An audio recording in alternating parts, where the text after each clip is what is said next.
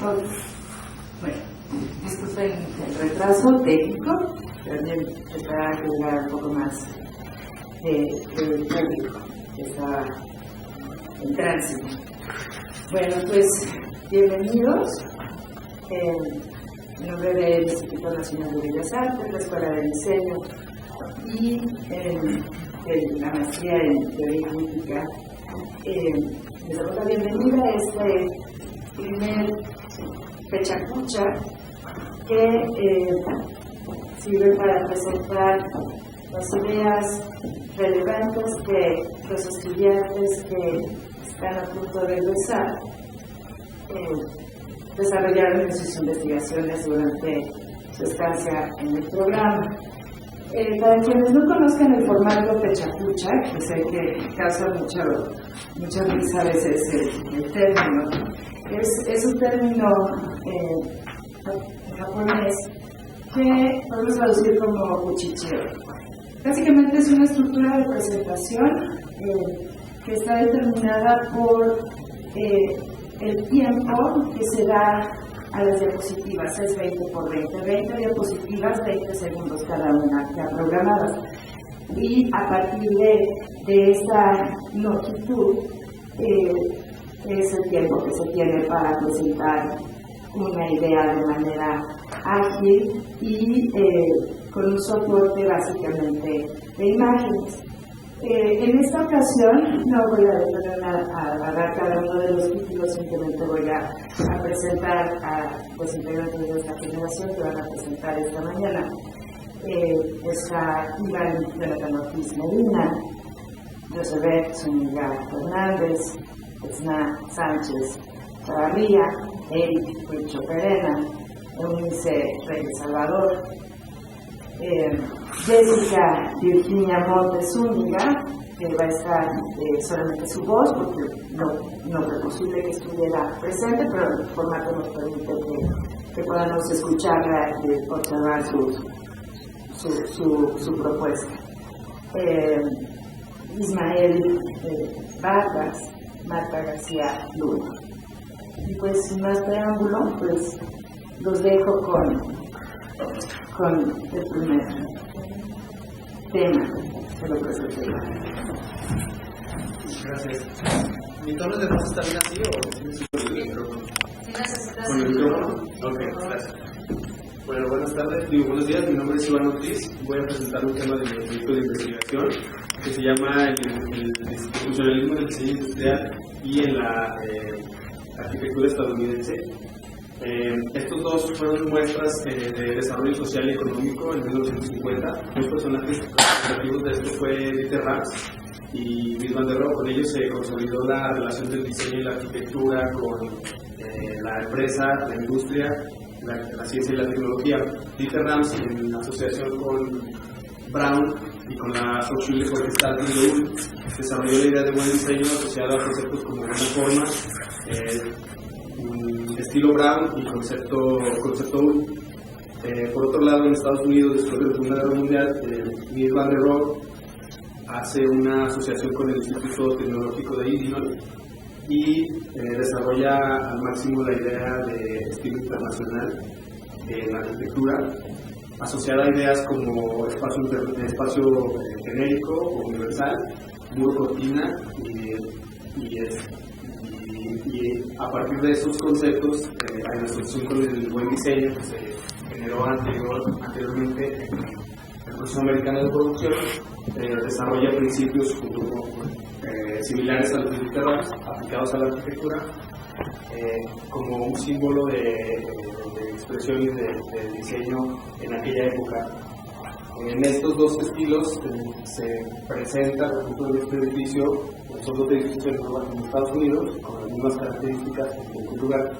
Después de la Segunda Guerra Mundial y los efectos nocivos que quedó para Alemania, se usó el funcionalismo como una herramienta de desarrollo económico y social asociada a la arquitectura y al diseño, y también se modeló estos principios en los edificios y en los objetos del diseño industrial. Las muestras de desarrollo y de economía y en la industria estuvieron presentes en Estados Unidos desde 1930 y posteriormente en Alemania con la aplicación del Plan Marshall.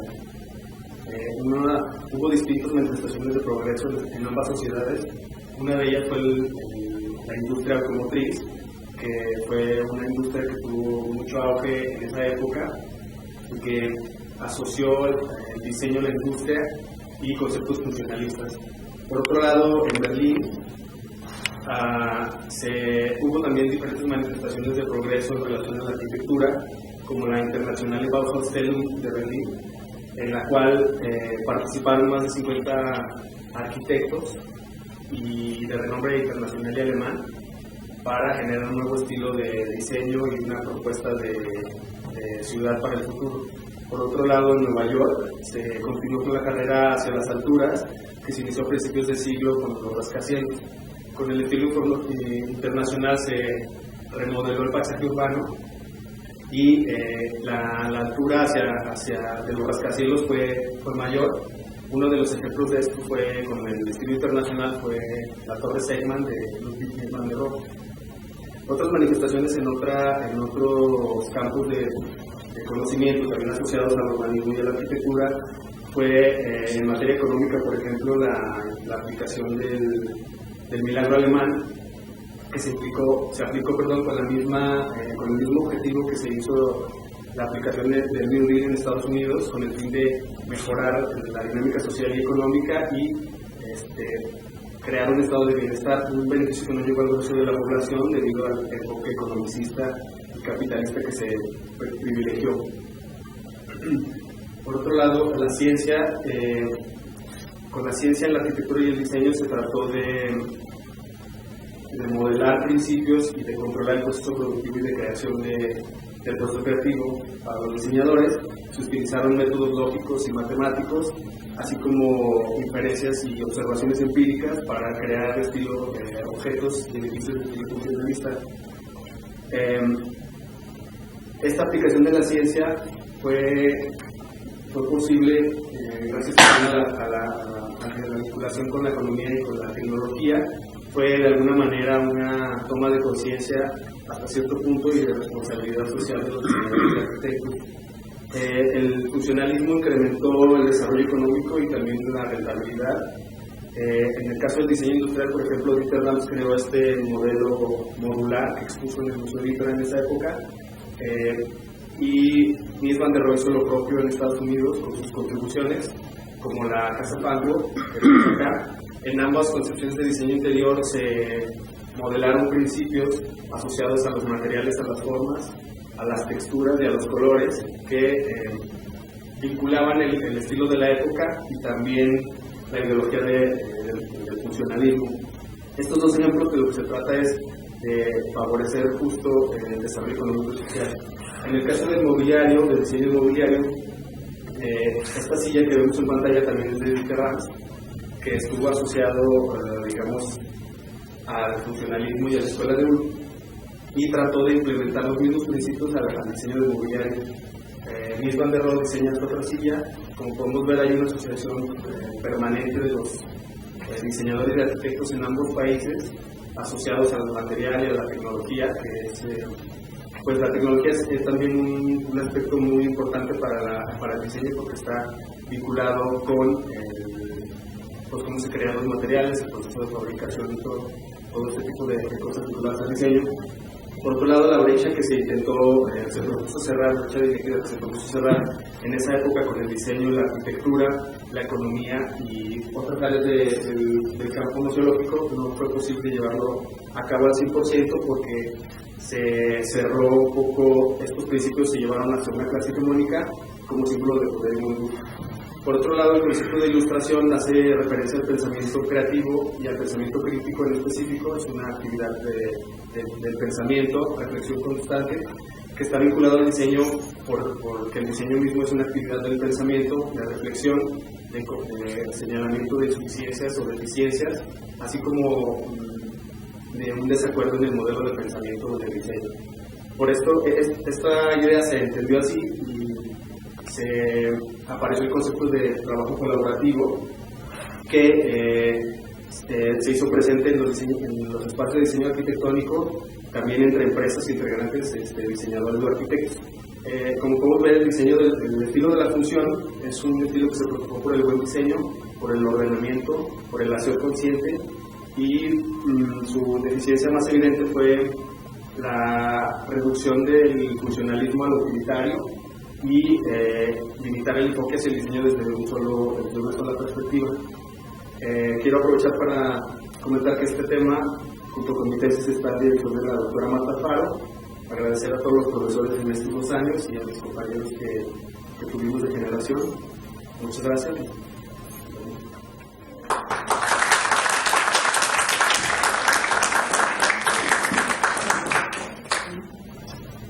Mi nombre es Yoshebet y les voy a hablar sobre la relatividad y cómo la cuarta dimensión ayuda para la construcción del concepto de diseño ambiental. Esta investigación se encuentra en fase de análisis, pero considero que es un elemento clave para el desarrollo del proyecto y para la concepción del concepto espacio-temporal que desde la modernidad, lo que estamos viviendo en estos tiempos, nos lleva a experimentar. Esta relatividad en el diseño podría parecer que es un poco distante, ya que se ha abordado desde las ciencias. Sin embargo, está profundamente ligado a la experiencia de los usuarios y a la generación de solución de necesidades. Es por eso que el diseño ambiental se plantea estas nuevas propuestas, estas nuevas perspectivas de investigación y planteamientos teóricos para desarrollarlo desde la teoría y no solo desde la ciencia. La cuarta dimensión es un concepto revolucionario que, si bien nació en las ciencias, ha colaborado desde las vanguardias históricas, no solo para replantear la relación del espacio-tiempo, sino para entender los parámetros que plantean el binomio forma-función y cómo el funcionalismo lo ha tomado y cómo se puede reinterpretar ahora para cambiar estos límites de la experiencia que se pueden cambiar un poco con el diseño. Y bueno, este hallazgo de investigación es clave para la generación de aportaciones para el campo del diseño. En arquitectura se nos enseña que la cuarta dimensión es la cualidad del espacio como desarrollo. Bien se dice desde la facultad o en las calles que es la materia prima de la arquitectura. Esto es porque el espacio es lo que se desarrolla y el tiempo es un elemento para la generación del mismo objeto. Se puede considerar el tiempo como un factor de decisión, ya sea la construcción, el periodo de obra, la durabilidad de los materiales, cuánto tiempo va a durar un objeto construido. Sin embargo, en diseño ambiental, hablar de la cuarta dimensión involucra dos variables. Una son los procesos físicos que pueden derivar desde los factores ambientales, como son luz, color, sonido, temperatura, la disposición espacial de los objetos en el espacio, entre todas las características que conocemos. Y los procesos químicos que ocurren en el cerebro al percibir un espacio. Dichos procesos pueden ser experiencias nuevas o reminiscentes en la memoria. A este punto ya tenemos estas 3 variables en el espacio, que son la percepción, la experiencia y cómo se relaciona con la memoria. Este es un planteamiento que yo hago desde la teoría de la relatividad de Einstein, por supuesto no se aleja.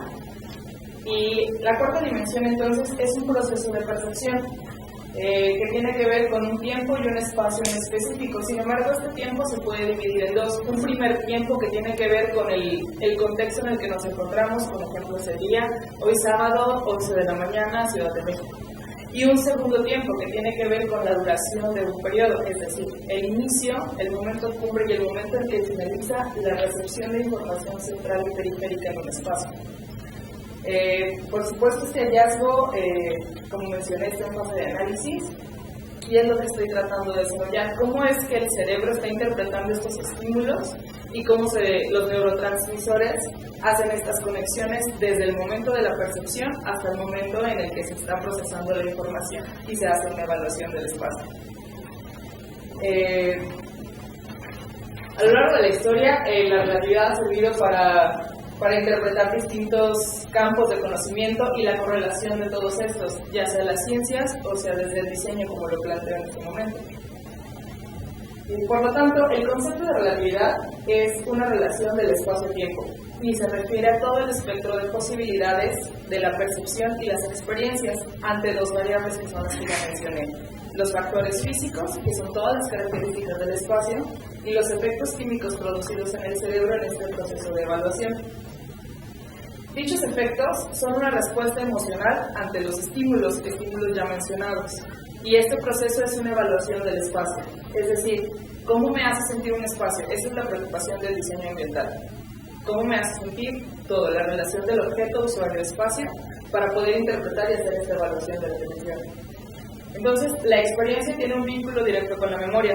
Es una asociación de recuerdos a experiencias pasadas. Si este proceso no se da de esa manera, es un aprendizaje de nuevas experiencias, y dicho aprendizaje tiene 4 variables nuevas. Una es la novedad, la complejidad, la sorpresa o la incongruencia. En cualquier caso, la respuesta es emocional ante el proceso de percepción. Y bueno, como diseñador ambiental, lo más importante es entender que el usuario es la prioridad al diseñar un espacio. Pero no solo es diseñar objetos, sino también hacer una contribución para el campo de conocimiento del diseño, para la formación de diseñadores y para la producción de conocimiento teórico de la materia. Gracias.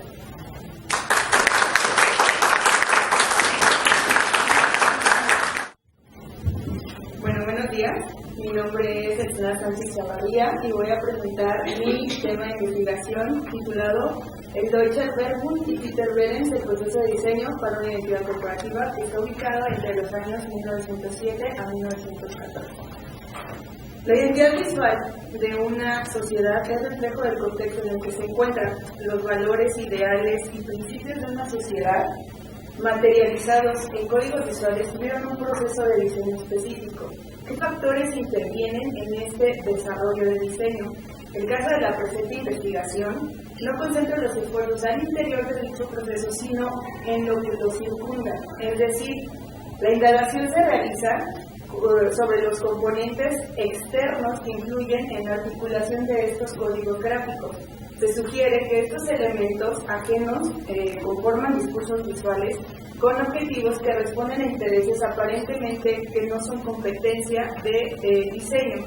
Al revisar la historia del diseño de identidades, autores como Henrik Satoué, Norberto Chávez y Joan Costa refieren al caso de la Allgemeine Identitätsgesellschaft, también conocida como AEG, diseñada por el arquitecto Peter Behrens en Alemania a principios del siglo XX. Este proyecto, de hecho, le valió conocerlo como pionero del racionalismo, del diseño de identidad corporativa y diseño industrial.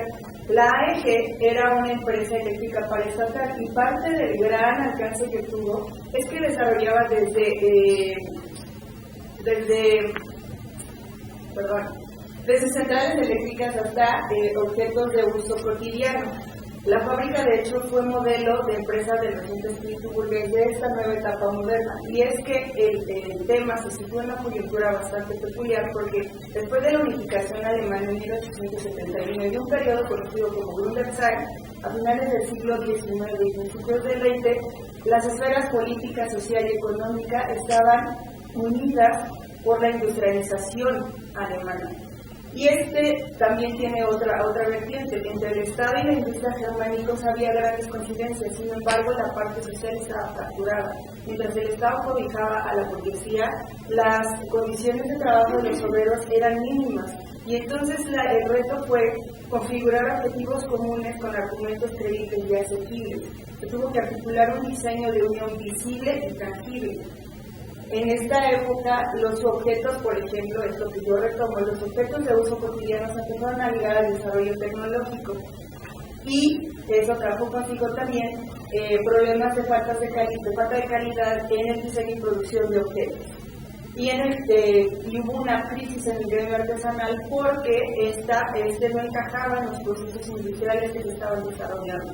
Ante tal panorama, en 1907, en la ciudad de Múnich, en Alemania, el arquitecto, escritor y asesor oficial del gobierno de Prusia, Hermann Muthesius, reúne a intelectuales, artistas, empresarios y arquitectos, entre ellos Peter Behrens, y crean el Deutscher Verbund. ¿Cuál era su propósito? Palabras de ellos: seleccionar a los mejores representantes del arte, la industria, los oficios y el comercio, de combinar todos los esfuerzos en búsqueda de una calidad elevada en el trabajo industrial y de formar un centro de unión para todas las personas que comulgaran con estos principios. Ellos sostenían que alcanzarían su objetivo a través de la mejora del trabajo profesional en cooperación con el arte, la industria y la artesanía, a través de la educación, la propaganda y las actitudes unidas a las preguntas pertinentes. En poco tiempo, el Verbum se volvió autoridad que legitimaba la relación entre el arte y la industria. Ellos también establecieron el concepto o el discurso de la espiritualización del trabajo alemán, como respuesta a la ruptura de la conexión que consideraban íntima entre arte y consumo, en la que el comercio irrumpió con la masificación de producción y que también devenía en una alteración de la cultura. Antes de 1914, el grupo ya contaba con 2.000 integrantes, entre artesanos, artistas y empresarios. El concepto de calidad también tuvo una gran importancia debido a que esta era la verdadera medida de la cultura alemana. Es decir, ellos elevaron la calidad a valor cultural de una sociedad, de su sociedad. Esto expresaba el esfuerzo por la armonía, la disciplina social y la unidad entre el trabajo y la vida. El Verbum consolidó su lugar en el proceso de cambio hacia la modernidad a través de principios teóricos y prácticos propios de la industria, el arte y la artesanía, al mismo tiempo que se adaptó al contexto e intereses que Alemania demandaba a principios del siglo XX. Y si bien la mayoría de los documentos que uno puede consultar respecto al Deutscher Verbum hablan de su labor como pioneros del diseño, en mi tesis busco establecer cómo es que los factores político-económicos de la época dieron origen a la constitución del Verbum y cómo determinaron estos factores las herramientas, procesos y funciones que configuran su praxis. Y el caso que yo retomo como ejemplo de este grupo es la identidad corporativa que Peter Behrens desarrolla para la que por cierto también era miembro del Verbum, y cómo es que ellos a través de la identidad visual y campañas publicitarias encaminan el gusto de sus compradores hacia objetos bien producidos. Uno de sus objetivos fue unificar producto y comunicación de un estilo que mejorara la vida de las personas a través de las distintas manifestaciones de la industria en su vida diaria. El proyecto provee de una amplia gama de objetos para su análisis, pues se utilizaron logotipos, catálogos, productos, servicios bajo un mismo estilo, y es prueba de cómo se aplicaron en la práctica los principios teóricos del Verbum.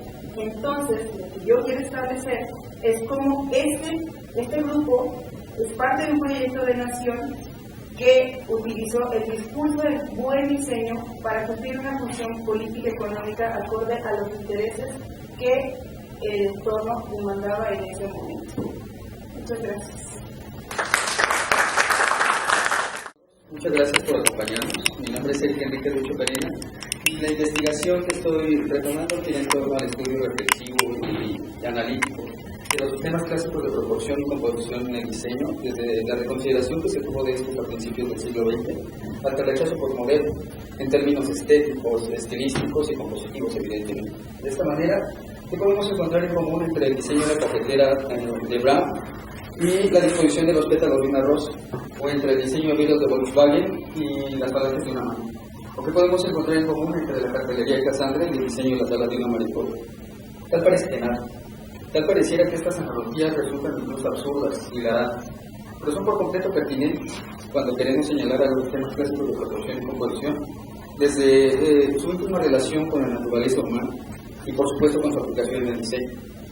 De esta manera tenemos que todo proyecto de diseño, de arquitectura, incluso de ingeniería, introducen en el medio una alteración espacial, en donde los elementos compositivos, tales como el punto, la línea, el plano, los volúmenes, las cromáticas, concurren entre sí para formar un producto final, un objeto, desde su morfofuncionalidad hasta el comportamiento de este en su entorno.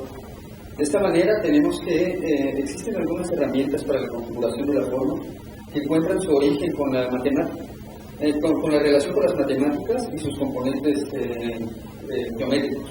Son precisamente estas relaciones las que nos interesan estudiar. Por eso es que volteamos a ver a la Grecia antigua como un legítimo germen de la intencionalidad de la forma a través de los lenguajes matemáticos. Y cabe aclarar que en este contexto histórico lo importante era la representación de lo infinitamente más grande y lo infinitamente más pequeño. Estas reflexiones llevan a pensadores como Eudoxio, como Euclides, como Arquímedes, como Platón, a señalar el concepto de proporción como la relación razonable entre diferentes magnitudes. Desde esta perspectiva podemos inferir que la composición y el diseño se refiere a la coherente disposición de los diferentes elementos dentro de un espacio predeterminado.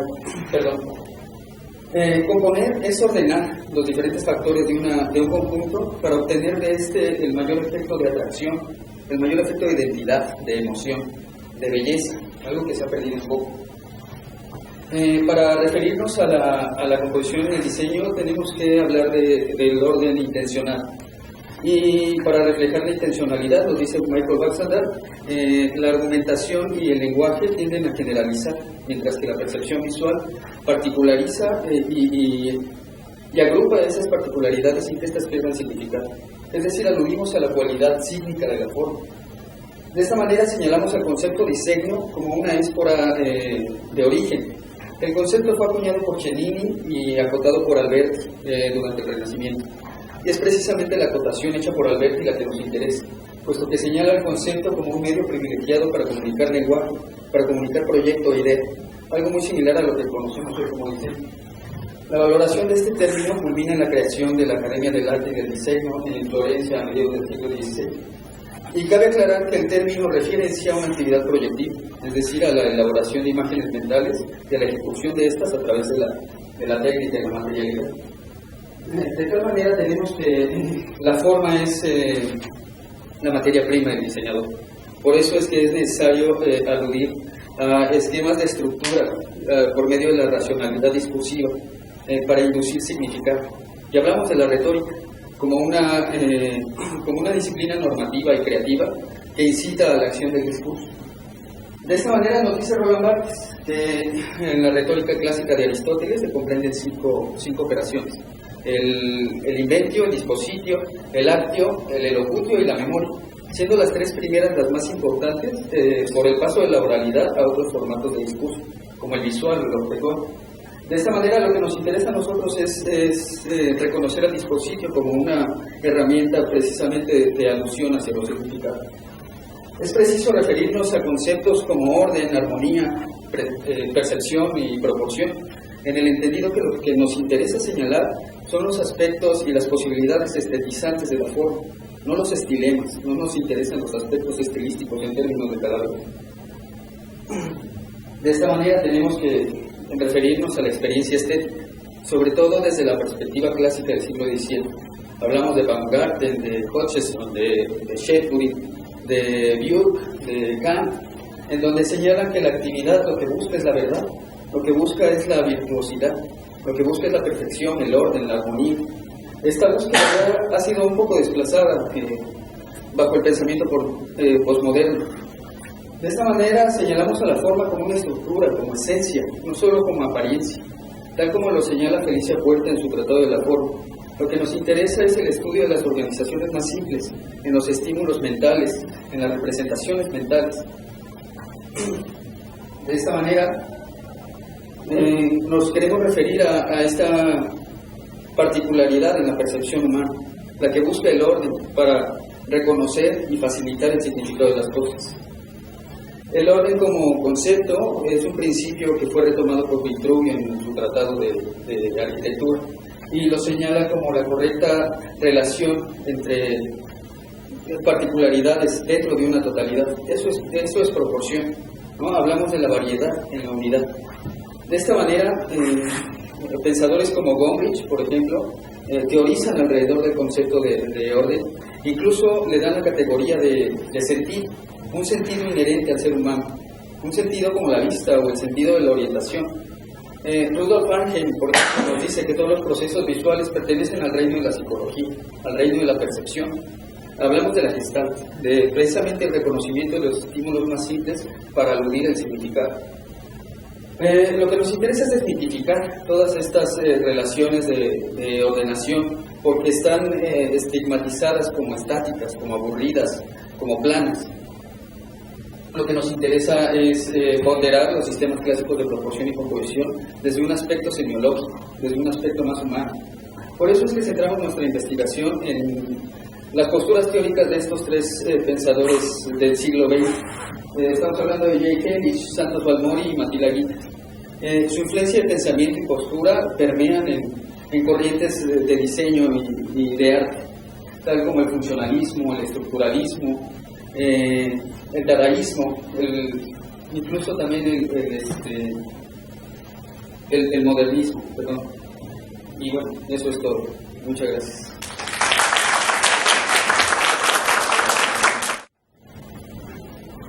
Buenos días, mi nombre es Elizabeth Salvador y en esta ocasión quiero compartir con ustedes algunos aspectos históricos de las políticas públicas que me permiten relacionar el fomento artesanal del siglo XX como antesala de la nueva artesanía en México.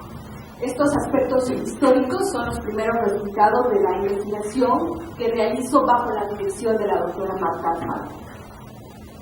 Quiero primero explicar que el término de neoartesanía es utilizado en la actualidad para denominar a los productos originados por la interacción de disciplinas como el arte aplicado y el diseño con la artesanía. El prefijo neo sugiere una nueva interpretación de los objetos artesanales. Por tal motivo, la neoartesanía propone el intercambio del conocimiento y la incorporación de la tecnología para generar productos artesanales, culturales, creativos y modernos. Sin embargo, la idea de modernizar la artesanía no es del todo aceptada en México, debido a que la postura de transformación artesanal enfrenta la construcción ideológica impulsada por el gobierno y reconocida por la sociedad como cultura mexicana o cultura nacional. Ideario colectivo consolidado por las políticas públicas, las cuales plantearon a las artesanías como portadoras de la cosmovisión y la idiosincrasia de los grupos indígenas, obreros y campesinos. Un legado cultural que dignificó a los artesanos y que proclamó a sus objetos como no transformables y dignos de ser perpetuados y exhibidos en los museos. Es mi interés evidenciar que en estos actos oficialistas se ignoró el sentido de influencia y transformación que la artesanía había tenido en la historia de México y que fue a través de una estrategia cultural y comercial que el gobierno mexicano destinó a sus fabricantes a la repetición de sus saberes y de sus formas. No obstante, la visión modernizadora de la neoartesanía pareciera contrarrestar la perspectiva conservadora del gobierno y también confrontar el reconocimiento de las artesanías por la sociedad mexicana como cultura nacional o identidad nacional.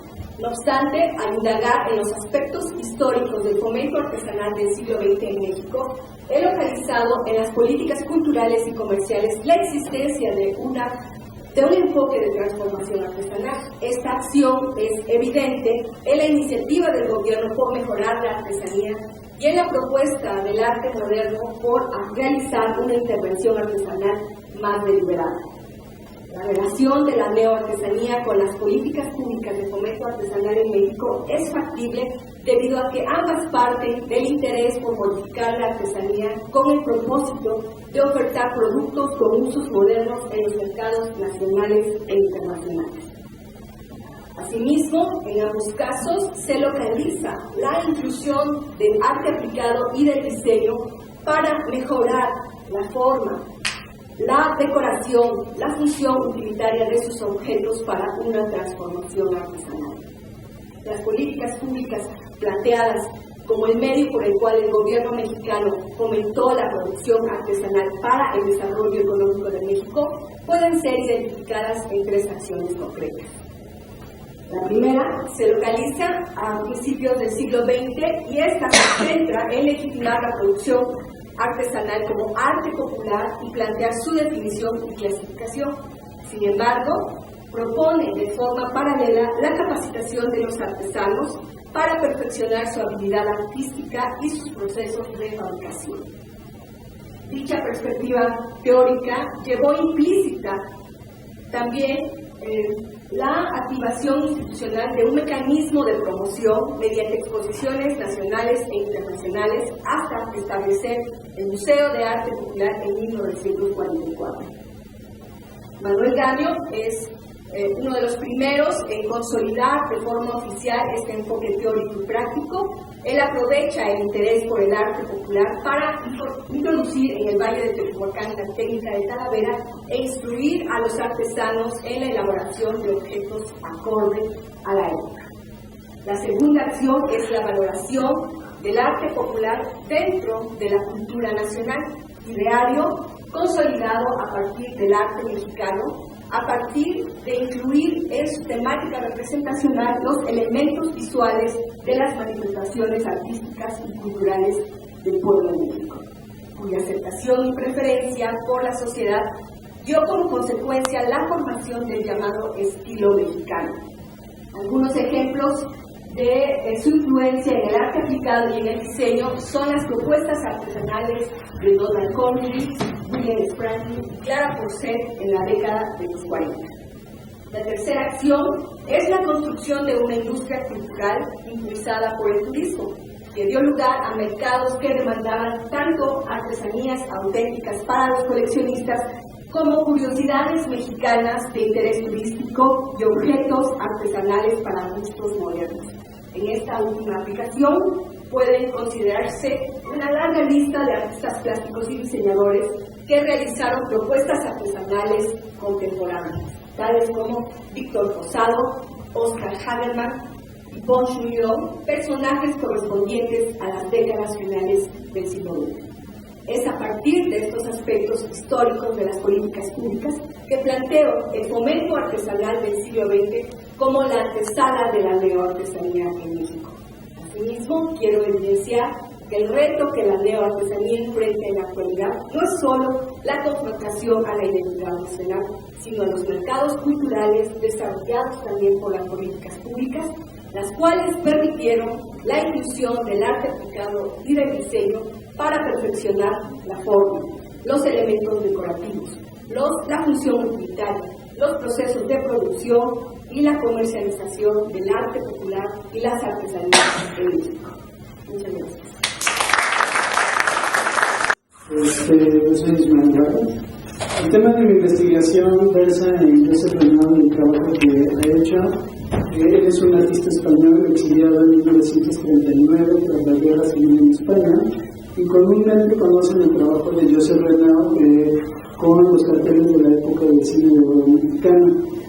Me interesa abordar este trabajo porque pareciera que solamente ha hecho esto. Sin embargo, haciendo una investigación relacionada a su trabajo, vemos que no solamente ha hecho carteles, sino también realizó fotomontajes, realizó ilustraciones, realizó portadas de libro, realizó textos, lo que me llama mucho la atención, porque justamente en esta maestría de teoría crítica, pues creo que los textos son muy importantes. También, cuando fue director de Bellas Artes del Ministerio de Instrucción Pública, realizó y gestionó la realización de Guernica en la Exposición Internacional de París en 1937 y estuvo a cargo de salvaguardar el tesoro del Museo del Prado tras los bombardeos de aviones nazis antes de la Segunda Guerra Mundial. Este es uno de los carteles que me llama la atención, fue uno de los primeros que había realizado en México, y con esto planteo una posibilidad de abordar a Josep Renau no solamente como un productor de carteles, sino más allá de los carteles, y que hay algo que investigar más allá de eso, ¿no? En este sentido, pues Josep Renau estudió en la Escuela de Bellas Artes de San Carlos y Valencia. Su formación de artista fue de tipo decimonónica y de alguna manera estuvo influenciado por los estilos que habían permeado en ese contexto.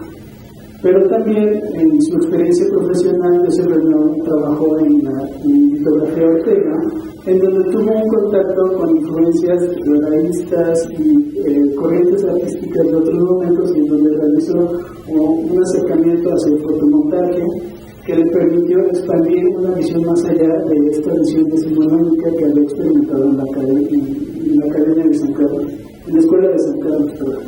Sin embargo, durante en el contexto en el que él vive, se lleva la Segunda República, en donde la inestabilidad política ha propiciado que los artistas tomaran posturas y llevaran a cabo una producción relacionada a los movimientos políticos que existían en ese momento, y en ese tiempo llega a redactar esta publicación que se llama La Función Social del Cartel Publicitario, lo cual me parece muy interesante porque establece un marco conceptual en donde baja todos sus pensamientos y reflexiones críticas que había hecho durante ese momento y les lleva a una producción gráfica o visual.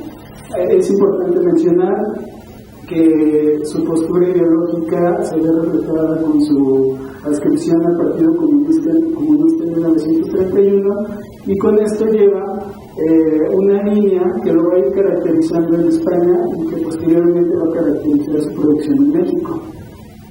Estando a cargo de la Dirección General de Bellas Artes y en una postura estratégica, realiza carteles para el Ministerio de Agricultura, que también lo tomaba un comunista, que estaba a cargo de ese ministerio, y esto va a determinar una serie de producciones que va a facilitar durante esta dirección y que va a generar muchos productos visuales que van a estar relacionados con la propaganda política y que van a ir de acuerdo al contexto en el que vivía Josep Renau durante España.